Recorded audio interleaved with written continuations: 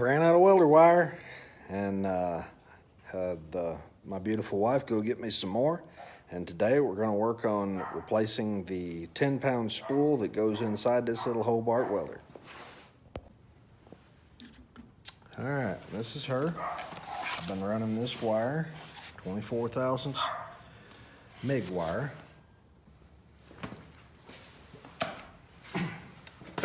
Okay, we're going to put a brand new spool in this guy here. You can hear me back here opening the box behind the camera. And we have the same thing to fill it back up with. I've been real happy with this Hobart wire. I will say the package coloring changed a little bit. I hope they didn't change the formulation, because this has been, this is the only wire this thing really likes, to be honest with you. We've tried Lincoln, tried that Harbor Freight stuff, that Aesop style stuff. This is what the old Hobart 140 likes. And that's good to know that there is something that it likes.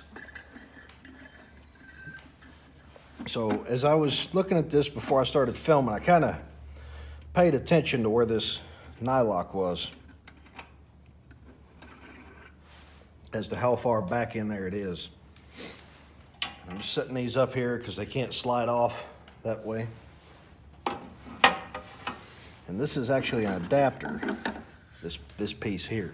This adapter lets you run 10-pound spools in this little welder. And it just, it's left-hand threads. I believe it came with the welder, to be honest with you.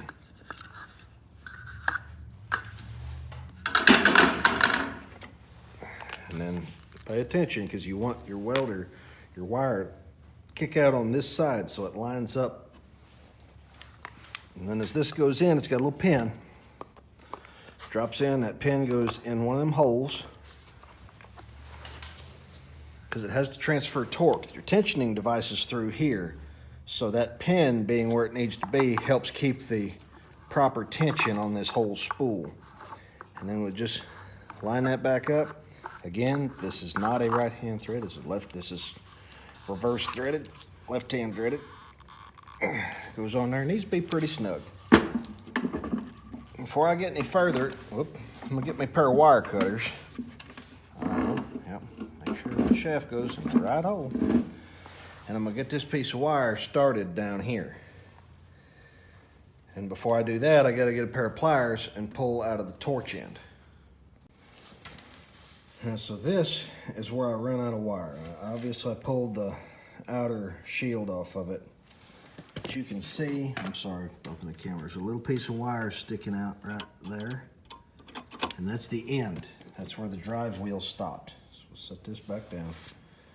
Put this here. For whatever reason, I'm doing this backwards, holding the torch in my right and pliers in my left. And we're just gonna try and pull. We need to pull this all the way out.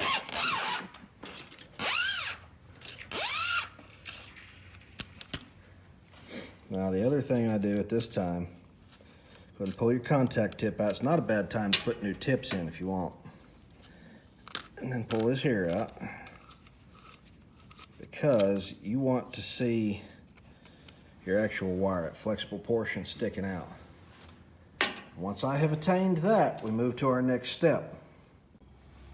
So we're going to pull the wire here from the back side. You can't really see it, can you? Anyways, from right there. And we're going to feed it through the bung that is right here until it's sitting on top of the notch in that wheel and inside there. I'm telling you that because sometimes this is one of those deals that requires about 8 hands, and I may not be able to easily explain it once we're doing it. So we pulled the wire off. Now at this point, I cannot let go of this wire, because if I do, it's gonna bird's nest up here. It's gonna be everywhere. So take a pair of cutters. Obviously I use strippers. It's not really the right tool for the job. Now, I don't have my tension set back here yet, so I'm going to make sure that this doesn't fall off as I'm going. You see the new wire coming out, and it needs to go down, so I got to push on it. So if I can push with something, maybe you can see better. Get there might be better. Push there. That's started into that piece. Now, once that's started a little bit, you can push your wheel back down. And now my tension, which I did not move from the last time it was set, is good, theoretically.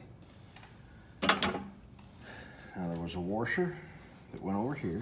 I'm going to pick this up and move it. So hold on to your Dremel here.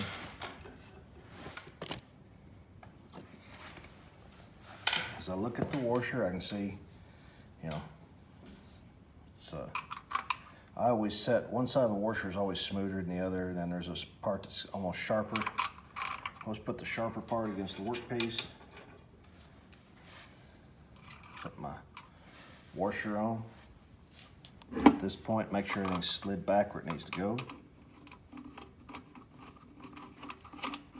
Start that, and I'm going to spin it until it's pretty close to where it was last time.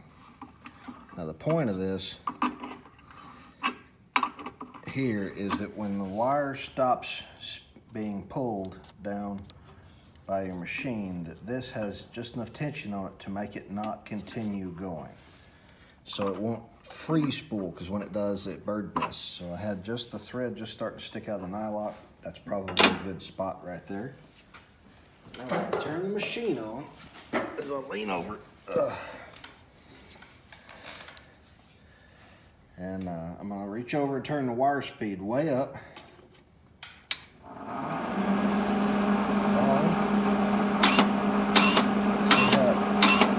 how it jumps?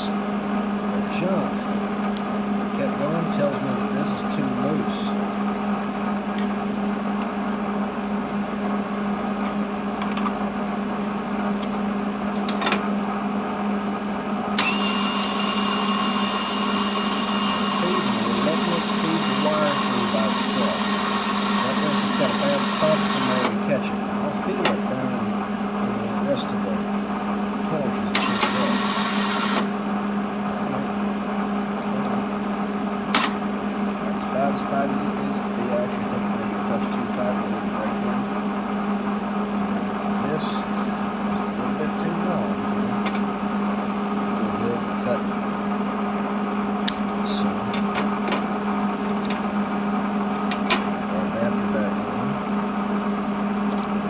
Don't go ahead and leave the contact tip on is the wire sometimes will get stuck in the contact tip, and when it does, it'll make a big message driving this.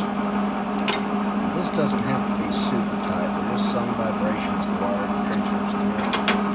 But it doesn't have to be real tight.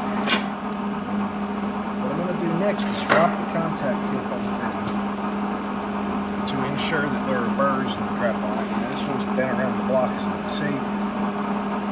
But just for sake of argument, it feeds on there. I just finger tighten it. You can use pliers, but you don't want to mess up that hole. And she's out. I'll pull the wire speed back down where it normally was. And voila, she's set, man. Alrighty, well, thanks for watching. I'll click this off and get back to work today, but I thought that I use this welder a lot, and it's a pretty popular machine, and I thought maybe somebody else might have the same problem that I had, or just need some tips on putting it together, because I know when I started welding, I didn't know everything there was, and still by far do not, but I know enough how to put MIG wire in a MIG welder. So there she is. Have fun, be safe, and most of all, subscribe to this channel.